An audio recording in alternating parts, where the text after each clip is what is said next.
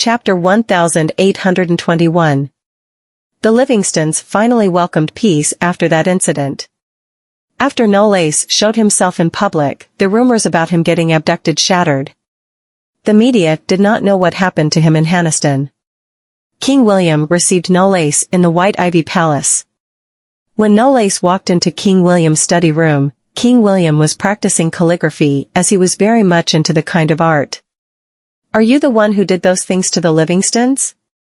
In fact, after what happened to the Livingstons, King William had more or less guessed that Knollys' disappearance in Hannaston was probably just a cover. Knollys walked to the desk and said, "Not really. I just presented an opportunity to Chavi." King William raised his head to look at him. "Do you know that you're a bag full of surprises?" He chuckled. "Is that a compliment?" "Initially, I was worried that you couldn't work independently, but it seems like I was wrong." King William put the pen down and looked at his own work. "You have indeed impressed me." The Livingstons were considered the descendants of the royal family in Hannaston. He did not expect to see the Livingstons change completely after what Knollys did. Even if he wanted the Goldmans to take action against the Livingstons were based in Hannaston, and it would take some time and effort.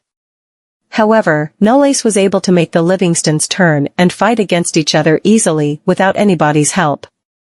If it were in ancient times, it wouldn't be far-fetched to say that Knollys had won the war without any bloodshed or fighting. Knollys stopped and said, "If you know the enemy and know yourself, you need not fear the result of 100 battles. If you know yourself but not the enemy, for every victory gained, you will also suffer a defeat. If you know neither the enemy nor yourself, you will succumb in every battle." King William was stunned. "Huh? What are you talking about?" Knollys answered patiently, "It's a book regarding the art of war that I read in the past. It has been passed down since ancient times. It says that one won't have to worry about the outcome of a war if they know themselves and their enemy well. If they only know themselves well, but not their enemy, they might lose their battle. However, if they don't know themselves and their enemy well, they will lose all their battles." King William nodded understandingly and said, "It seems like I need to read that book when I'm free." After that, he picked up the brush and said, "Knollys, I have been practicing calligraphy recently. Consider this calligraphy as a gift to you for your engagement with the daughter of the Goldmans." Knollys glanced at the words in cursive writing, "May God bless you," and fell silent. When Knollys came out of the White Ivy Palace, Edison was waiting for him in front of his car. He opened the door for him, and Knollys went into the car. He glanced outside, and a pair of couples appeared in his vision. He rolled the window halfway down, and the middle-aged man stopped in front of the car with a smile on his face. "Do you still remember me, young Mr. Knowles?" Knollys narrowed his eyes. "Not really." Just when the middle-aged man was about to say something, the woman, who was lavishly dressed, chimed in and said with a grin, "We met at the Reese's banquet last time. You were there with Mr. Knowles." Knollys searched his memory for a moment, and after he got something, he said, "You're the relatives of the Reeses?" The middle-aged man was overjoyed and said, "It's our honor that you still remember us, young Mr. Knowles." Their conversation did not continue for long as Knollys asked Edison to start the car. Edison glanced at them through the rear mirror and commented, "These people were afraid of getting into trouble, so they stayed away from the Reeses when the Reeses fell from their grace, so why are they doing this now?" Knollys crossed his legs and sat upright. "I guess they want to know Lara's whereabouts. They had been craving for Jonah's legacy after he died. Initially, they thought Ken would inherit the legacy after he imprisoned Lara." Chapter 1822. After Ken's death, Lara went missing. Therefore, as long as Lara was still holding the legacy, they would keep looking for her. Edison was stunned. "How are they so sure that you know Ms. Reese's whereabouts?" Knollys lifted his eyelids and said calmly, "Who knows? Perhaps there are still some loose ends that we overlooked." The green leaves outside of the cafe were turning yellow. A woman wearing sunglasses walked to the window seat. After she sat down, she took off her sunglasses and looked at the man across from her. You said you could help me, so who the hell are you? A smile broke across the man's face as he said, You don't need to know who I am, Ms. Livingston. You just need to know that I'm the only one who can help you. Zenobia scoffed coldly. Why should I trust you? Why should you trust me? Because we both share one common enemy, Nolais. Zenobia was stunned. She clenched her hand under the table tightly and raised her guard. If you have a grudge against him, it's your business. I don't know you, and I don't trust you. When he realized that she was going to back out, the man laughed and said, He has played his part in the things that happened to the Livingstons. Don't you want to get your revenge, Miss Livingston? Zenobia fell silent after she heard what the man said. He was right. She indeed wanted to get her revenge on Nolais. The changes in the Livingstons had disrupted her plan, and he completely destroyed her father's future. Before any of this happened, she had full faith in herself, but reality hit her under her belt. There was no way she could swallow this humiliation. After she weighed the pros and cons, she calmed herself down and asked, How are you going to help me? The man picked up the cup of coffee and asked, Do you know about the Reeses? Zenobia replied, Of course. Jonah has left a huge legacy to Ms. Reese. However, no one knows where she is right now. The only person who knows her location is Nolais. After hearing what he said, Zenobia crossed her arms around her chest and chuckled. So, in the end, you just want to get her father's legacy? If you can help me, get my hands on the legacy, it'll do you no harm as well. Alright, then, I'll give you a few minutes. Zenobia fell silent as she touched her watch. Seeing that she had taken the bait, the man continued calmly. You won't be able to change anything even if you go back to Haniston right now. However, if you help me get the legacy. He paused for a moment before continuing with a chuckle. I'll invest in the Livingston Group. I'll also split 5% of the shares in your name to help you so that you can return to Livingston's and take back everything that's rightfully yours. What do you think about the deal? Pretty nice, right? Zenobia pressed her lips tightly. This man was right. If she returned to Haniston right now, it would only make her everyone's laughingstock. At present, Chavi is in charge of the Livingston Group. If she wanted to get the Livingston Group back from her uncle, she wouldn't be able to do it by herself. After a short while, she took a deep breath, and her gaze turned ruthless. What's your plan? 1 week later, on the holidays. Daisy went to Nolais' company to keep him company. When Nolais was working, she sat quietly, flipping through magazines and trying not to disturb him. Soon, Nolais finished what he was doing and handed the document to Edison. After Edison left, he cast his gaze on Daisy. He did not know what Daisy was looking at, but she was absorbed in it. He rose to his feet and walked around the desk. He stopped behind her and leaned forward to rest his chin on her head. What are you looking at? Vacation tips, she replied subconsciously. Then, she froze and turned her head around. Have you finished your job? Nolais sat beside her and stroked her cheek with his hand. Do you want to go on an island vacation? Daisy grinned sweetly. I want to. Chapter 1823. Nolais placed his lips on her forehead and landed numerous kisses on it. I'll take tomorrow off and go with you. Daisy's eyelashes fluttered. Really? He chuckled. Of course. I need to take a holiday once in a while as well, okay? That's been decided then. She grinned from ear to ear, looking forward to the trip. Suddenly, she remembered something and picked her phone up to send a message to Freya. Let's call Freya. I'm sure she has nothing to do during the holidays. Nolais was rendered speechless. He dragged her into his arms and began showering her lips with a flurry of kisses. I thought you just wanted to go with me, Daisy. Daisy could barely catch her breath. After he left her lips, she breathed heavily and buried herself in his chest while mumbling, Are you even jealous of Freya? A peal of laughter spilled from his throat as he said, "Will you still care about me after you've had your best friend?" "Of course, I will." Daisy wrapped her arms around his neck and said, "I want both my best friend and husband." Knowles was stunned. He narrowed his eyes to look at her and asked, "What did you say?" It was only then Daisy realized what she had just said. Her face instantly burned red with embarrassment as she turned her head sideways to avoid his intent gaze. "Nothing. I didn't say anything. You misheard."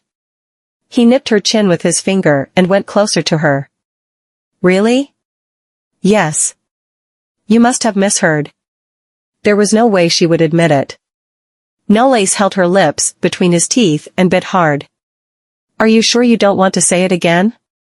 Her eyes turned misty. They looked clear and rippled with emotion. "Knowles, how could you bite me again?" Knowles caressed her lips and pitched his voice low. "If you don't say it again, I'll bite somewhere else." "He's threatening me." In the end, Daisy had no other choice but to give in to Knowles' threat. Keeping her head low, she mumbled, "I want both my best friend and husband." He bit her again and asked, "Who is your husband, then?" Daisy pointed at him and said in an even lower voice, "You." The smile on Knowles' face broadened as he chuckled. "I can't hear you," she shouted exasperatingly. "Knowles, you." "Okay," he replied and laughed. "I heard it nice and well now." When Daisy came out of the Knowles group, she stopped in front of the entrance and put her hands over her reddened cheeks. Knowles was too good at flirting.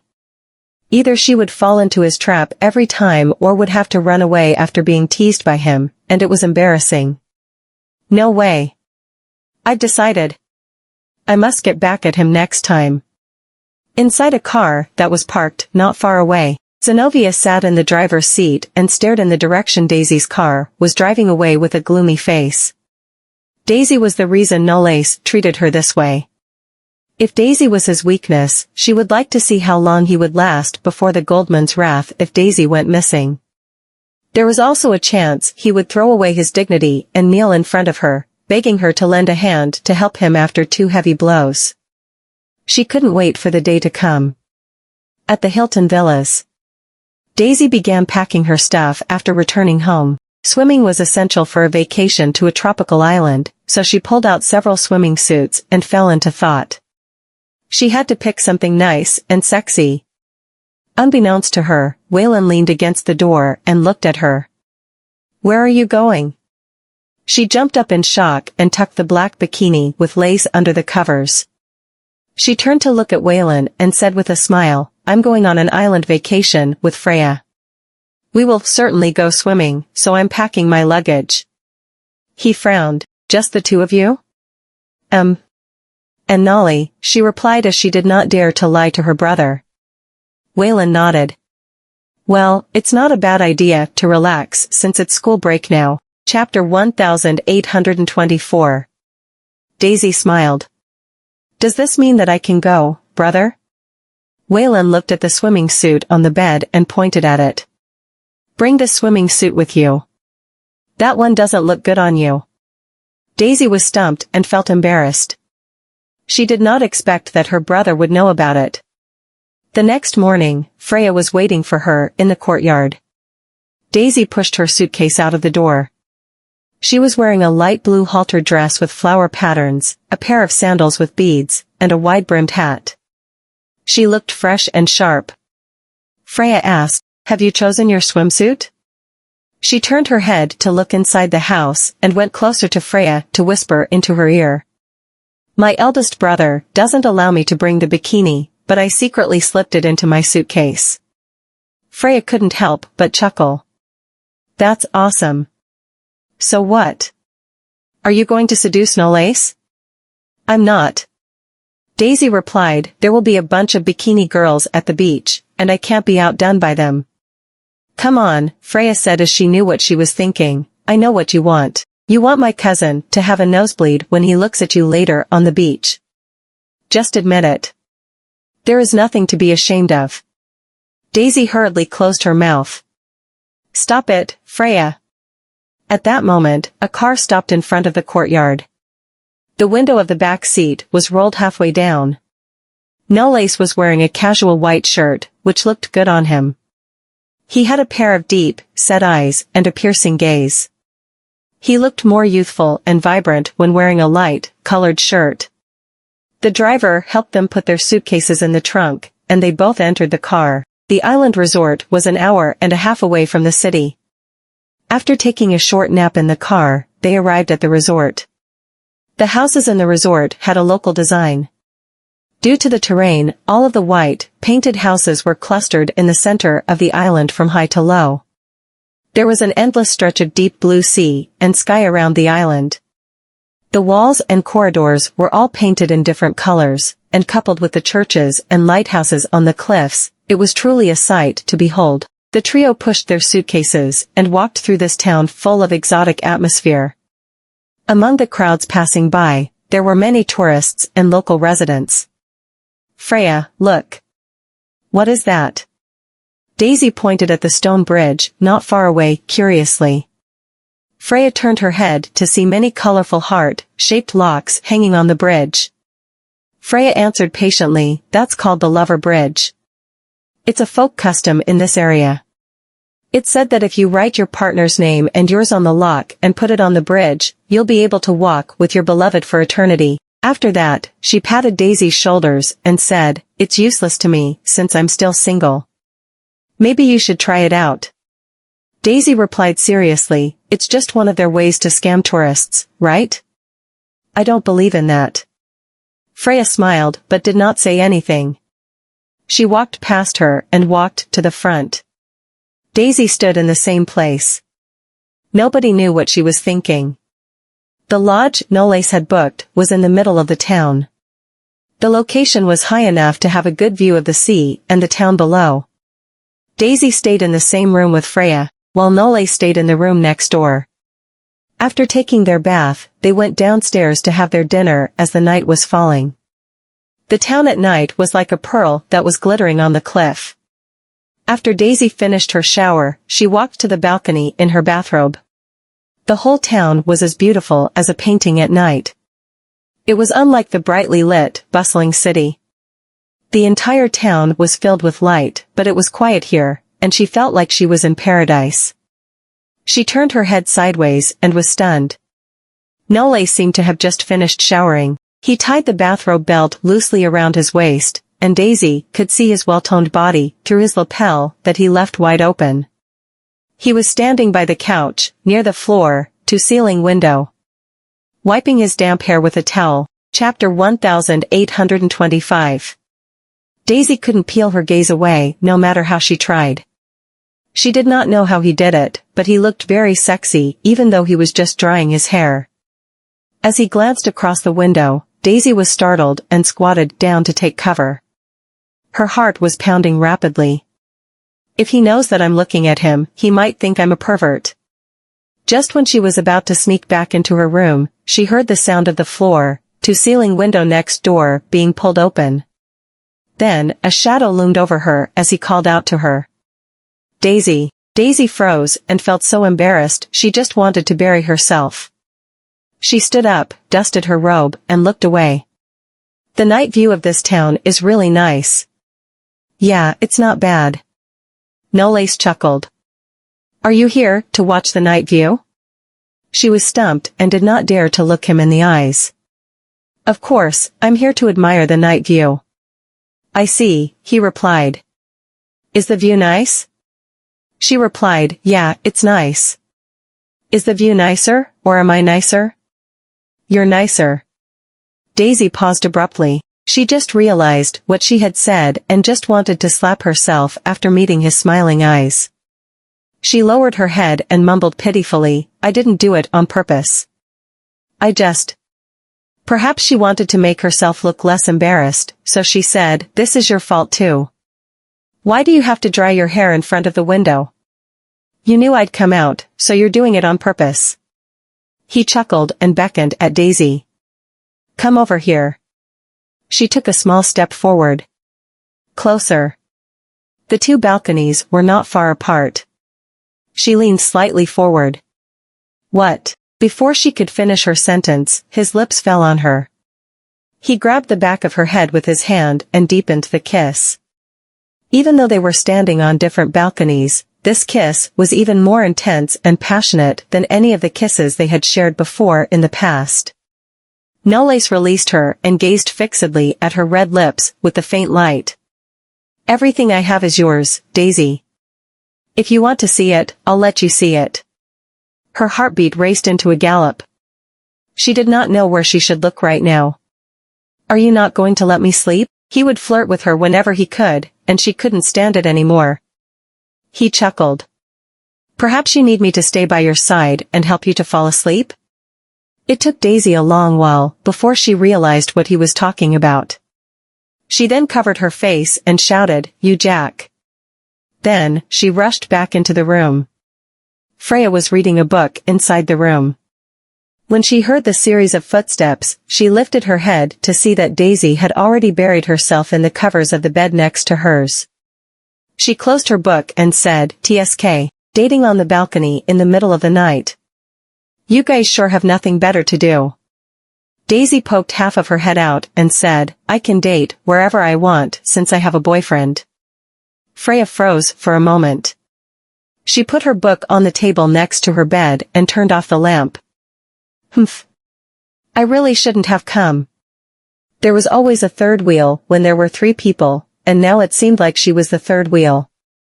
The next morning, Nollace was having his breakfast downstairs, waiting for the 2 girls to wake up. After they came downstairs, he put a bowl of soup on his right side and said, "Morning. Let's have breakfast first." Daisy sat down and was slightly taken aback when she saw the bowl of soup in front of her. "There is soup here?" Nollace was peeling an egg as he said, "Yeah. They also offer porridge here." She craned her neck over. "Really?" Freya chuckled. "He's just joking. How can you be so gullible?" Daisy was rendered speechless. After he finished peeling the egg, he handed it to her and chuckled. "I'll buy it for you when we get back." Daisy took over the egg and took a bite as she mumbled, "A kid?" He laughed. "Of course, you're a kid." Chapter 1826. Daisy did not like this comment. "I treat him as my boyfriend, and he treats me as his daughter?" Freya glanced at Daisy's depressed expression and suggested with a smile, "Don't you want to go swimming? After breakfast, we'll depart around noon." When it came to swimming, Daisy was full of energy. On a hot day, the white sandy beach was filled with tourists and locals, and there were a lot of blue-eyed and green-eyed blondes in bikinis everywhere, all looking sexy and curvy.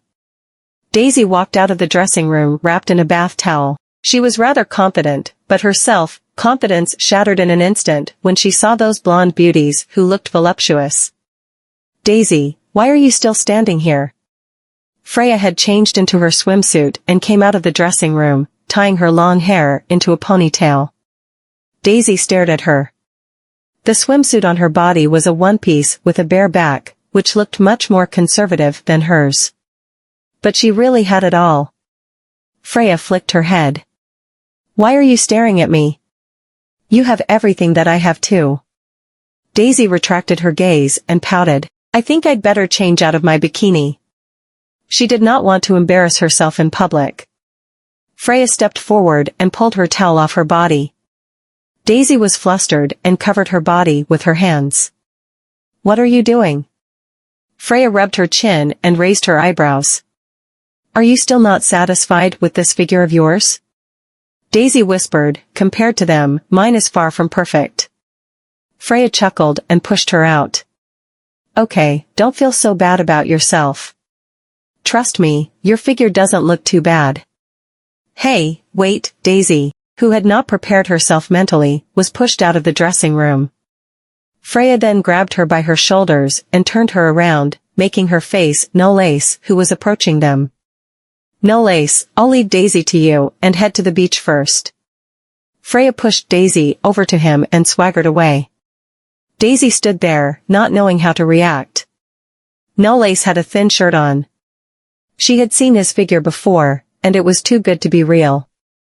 She lowered her head and glanced at the tight swimming trunks inadvertently, causing her to shift her gaze away from it instantly. Her cheeks were so warm that it was unreal. I'll go and meet up with Freya first. Just as she was about to escape, Nolace grabbed her wrist, pulled her back, and held her in his arms. The next second, she was wrapped tightly in a towel. She was startled and raised her head. Nolace looked away and commented in a deep voice, "This bikini doesn't suit you." Daisy originally thought he would praise her, but with that being said, she was exasperated. Who said it doesn't suit me? I think it suits me just fine. It's such a beautiful and sexy bikini. Don't I look good in it? Do I look that bad? Nolace's gaze was fixed on her face, and he captured the hint of disappointment that was surging from the bottom of her eyes. He lifted her face with his palm and approached her. Did you do this on purpose? Her cheeks turned even warmer. She avoided his gaze and whispered, "Who told you so?" I didn't wear this on purpose. Look around the beach. All those ladies look much sexier than me. Nolace could understand the implicit meaning of that sentence. He wrapped his arm around her back, brought her closer, leaned into her ear, and chuckled. How they look won't affect how I feel. You're the only person who can do so. Daisy propped her hands against his chest and did not dare to look straight at him. Stop teasing me. Even her ears were red. Nolace rubbed the corner of her lips with a serious expression. I'm fine with you not wanting to change out of it, but you have to stay by my side and can't stray too far away from me. I'll spank your backside if you don't stick by the rules. Shameless. Daisy blushed, pushed him away, and ran away. Nolace looked at the figure that disappeared into the crowd and burst into laughter. The older she gets, the better she gets at teasing me. I can't guarantee that I will really be able to hold back and not swallow her whole before our engagement. Chapter 1827. Daisy came to the beach, looked around, and soon found Freya. Freya stepped on the surfboard and balanced herself on the rolling waves. She reacted freely and easily while she was on the board. She performed so well that even the men who surfed around her could not help but chat with her. She did not look like a novice at all. Daisy was stunned by her. She really did not know that Freya could surf, she looked so beautiful. The huge waves came again, and the waves gobbled up the few men who kept staring at Freya. Suddenly, a figure dashed out from the other side of the waves. The man had a surfing suit and diving goggles, and he perfectly avoided the waves. Freya glanced over and somehow felt that the man looked a little familiar. However, because of the distraction, the waves got to her. Freya, exclaimed Daisy. Freya could not dodge it in time and got engulfed by the wave. She then resurfaced, choking on the seawater. When Freya swam back with the surfboard, Daisy ran over and helped her up. That was too dangerous. Thank God you're fine. If I hadn't been distracted, I definitely wouldn't have fallen off the board. Freya followed her ashore. Aren't you with Nolace? Thinking of something, Daisy looked around. That's strange. He was still here just now. He's the one who told me to always stay by his side. Where is he now? They returned to the folding chairs under the umbrellas, and Nolace came back not long after they sat down. And someone was with him. It was the familiar figure who was surfing earlier. When he took off the diving goggles, Daisy stood up instantly. Colton. Colton stroked his wet hair, and under the scorching sun, his wet clothes were almost half dry. She went straight up to Colton. Why are you here? Colton tooted. Had Waylon not been worried about you, I wouldn't even bother to travel all the way here. Daisy narrowed her eyes. It was obvious that she did not believe him. Waylon has agreed for me to be here since the very beginning. If he were really worried about me, he would have stopped me from coming. Nolace handed Daisy the big coconut that had a straw in his hand. I just picked this. Do you want a taste? Thanks, Nolace. She grabbed it with a smile and took a sip through the straw. It had a natural taste without any additives. Freya sat on the folding chair, wiping her hair with a towel until a figure stood in front of her, blocking her vision. At that point, she raised her head. Colton crossed his arms. As far as your surfing skills are concerned, I suggest you don't come out here to embarrass yourself. Freya threw the towel aside and stood up. You make it sound like you're very professional, so why don't you speak with your skills? I'm afraid you'll lose really badly. Are you afraid of losing to me? Then what if I win? Colton scoffed, approached her, and took advantage of his height to suppress her aura.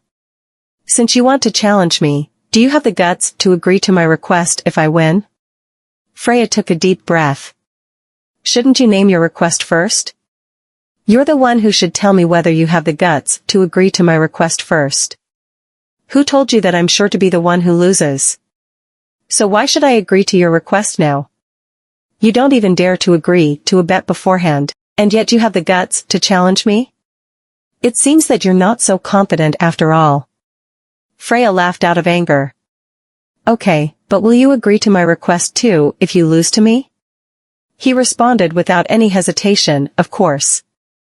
Daisy and Nolace witnessed the whole bet from beginning to end. Daisy leaned into Nala's ear. Why didn't you stop them? Nolace turned his head, stared at her, and smiled faintly. What about you?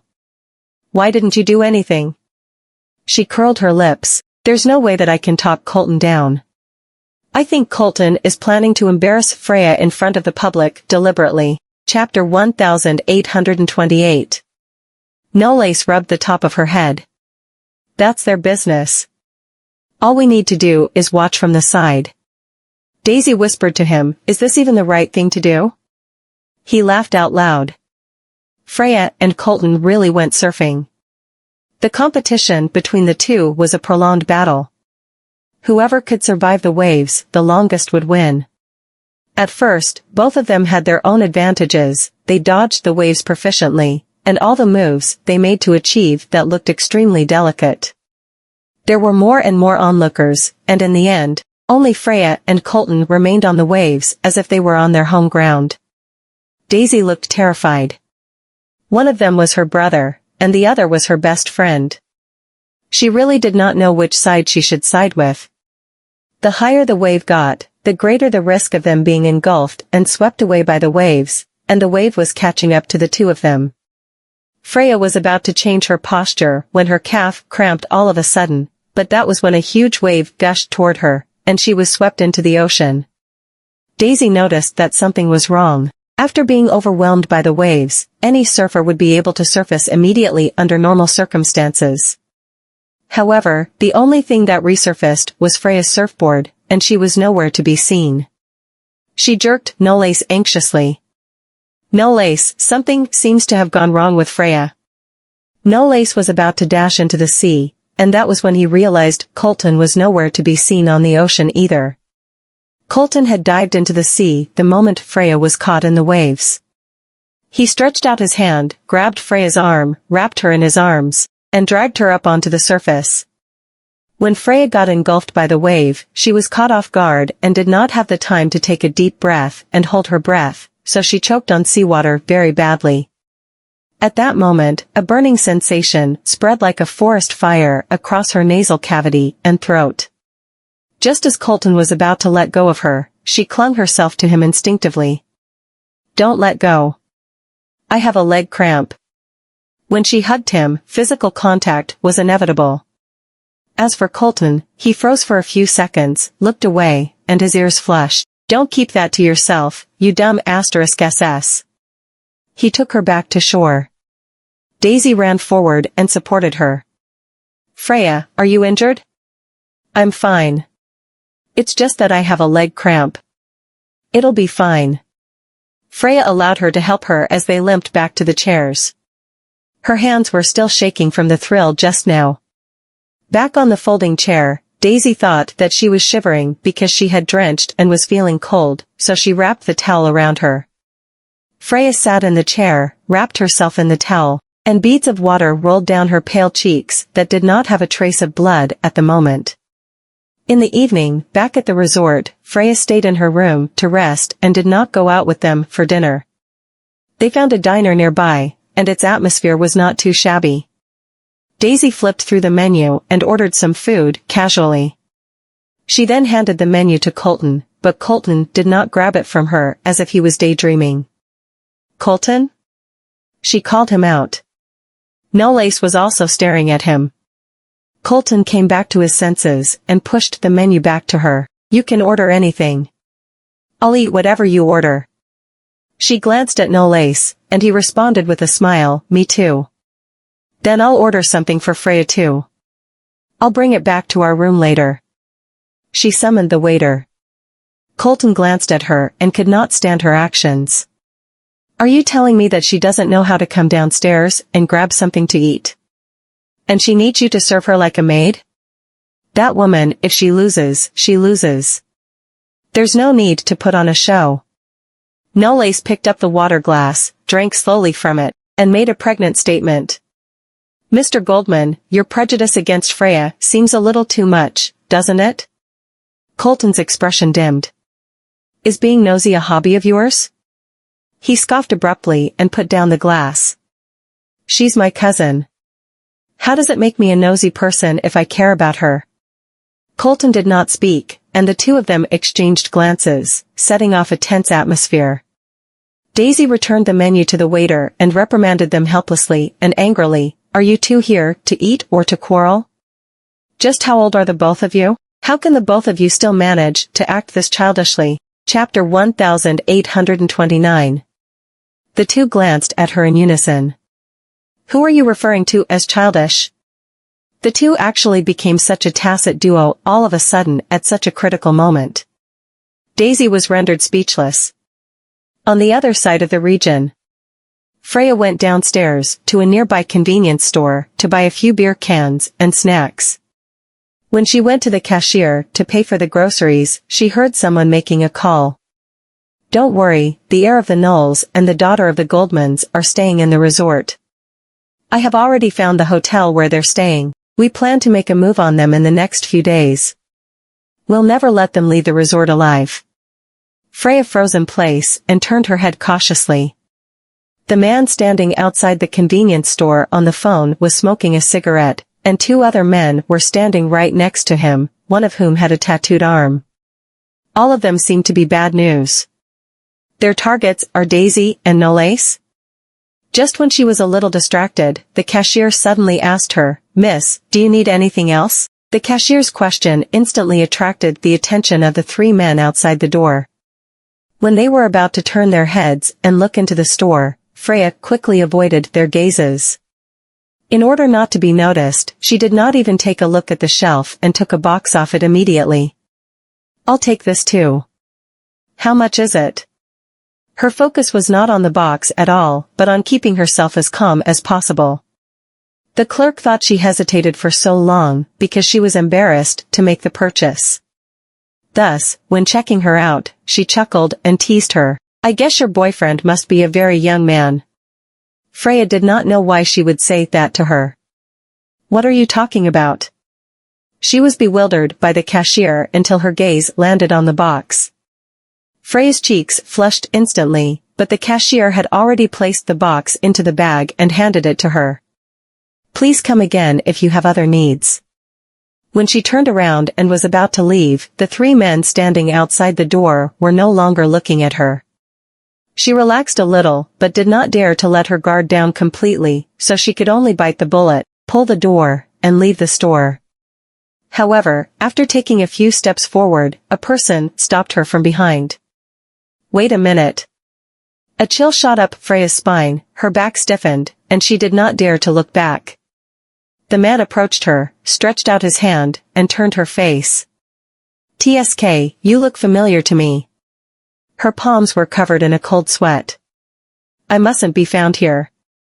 There are people on the street, and they won't dare to act so rashly." Thinking of this, she came up with a plan to stabilize the situation first.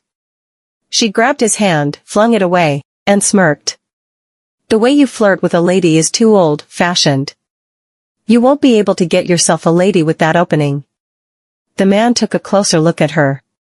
He had never seen Freya, but he was worried she was related to their targets because of her facial features.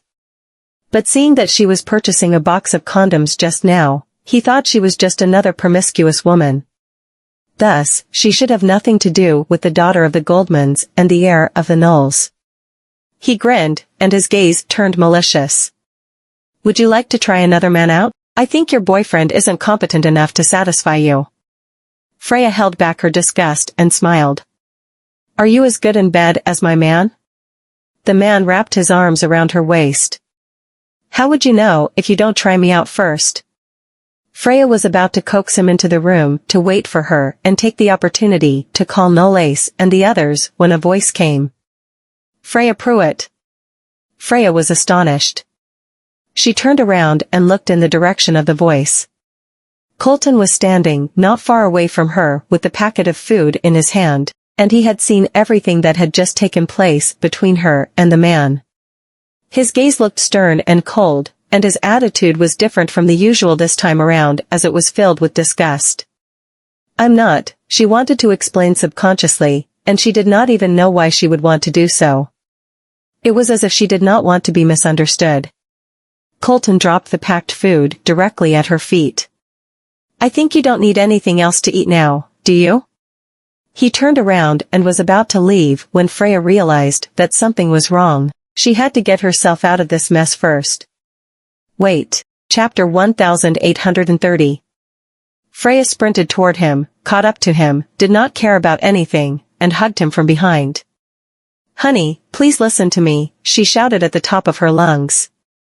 Colton froze in place, saw the gazes of the passers-by that were fixed on the both of them and immediately pushed Freya away. Have you lost your mind? Freya lost balance and fell to the ground. Her palm grazed on the floor, and the pain caused her to frown, but all she wanted was to create a stir, and she could not care about her reputation at this moment. I didn't plan to make you a cuckold. So please, trust me. It's him. She pointed to the man. Just as the man was about to say something, the other two men behind him walked up to him and whispered something into his ear, persuading him to step back and not make a fuss so that he would not create any issue that affected the outcome of their mission. The man spat on the ground and left with his partners. The crowd gradually dispersed, and Freya was about to pick up the bag that fell on the ground. The beer was spilled because it hit the ground, and the tiny box actually fell out of the bag. When Colton saw the box, his eyes dimmed, and his temperament seemed to have frozen the air around him, creating a sub-zero aura around him. He stood tall and straight. So, it turns out that you're such a woman. Your acting skills are quite magnificent, huh? Freya packed up the things on the ground, stood up, and swallowed the words she wanted to utter to defend herself expressionlessly. Whatever. She went straight back to the resort. At the door of the room, she was about to call Knowles when Colton stepped forward and grabbed her abruptly. You'd better have an explanation for what just happened. She did not have a firm grip on her phone, so it fell out of her hand, and the screen cracked. Freya was furious and started beating him with bloodshot eyes. Are you mad? Colton grabbed her by her shoulders and pushed her against the wall. You're the one who's mad here. You do deserve to be one of the top students in the drama, theater, and film department as you can really act.